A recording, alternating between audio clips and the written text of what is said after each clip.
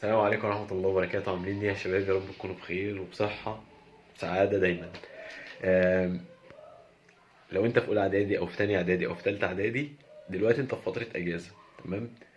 افتح الكتب القديمة بالذات كتاب العلوم.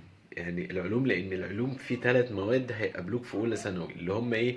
اللي هم الكيمياء والفيزياء والاحياء. تمام. فانت اكيد مش فاهم. يعني انت في تالتة اعدادي او في تانية اعدادي، فانت اكيد بتاع اولى اعدادي اكيد مش فاهمه اللي هو 100% او 50%.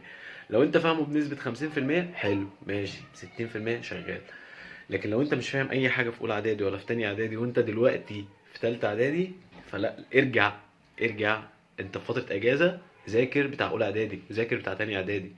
ذاكر، مهم جدا يا جماعة، والله مهم جدا انكم ترجعوا للمواد اللي انتوا خدتوها ديت. اللي انت زي العلوم، يعني العلوم من المواد اللي هتقابلك كتير، والقوانين والقواعد اللي فيها لازم انك تفهم القديم عشان تعرف تفهم الجديد. الموضوع كله تراكمي.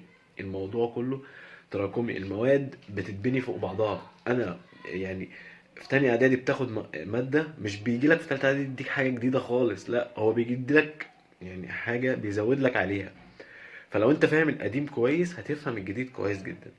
فانصحكم ما تضيعوش فترة الاجازة في ان انك تلعب وكده وتقول انا هبدأ السنة الجديدة او انا نجحت وخلاص بقى ومش هعمل حاجة تانية. لا والله، راجع القديم، راجع القديم وذاكر في القديم. انت عندك فرصة دلوقتي انك تراجع وتلحق نفسك.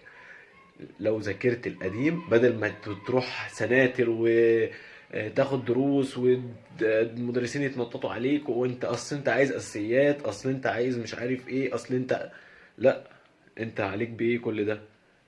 ارجع يا باشا، ذاكر المواد اللي انت فوتها او اللي انت اهملت فيها. زي العلوم، بالذات العلوم، لان انا العلوم يعني انا بصيت في مادة العلوم بشكل كبير جدا. في فالعلوم مكمل معاك اذا كانت فيزياء او كيمياء او احياء. آه، كل الحاجات دي آه، هتتعاد عليك تاني. وهيتضاف لك عليها حاجات محدش هيشرحها لك بعد كده. فافهمها كويس وارجع ليها، ارجع للمادة دي كويس.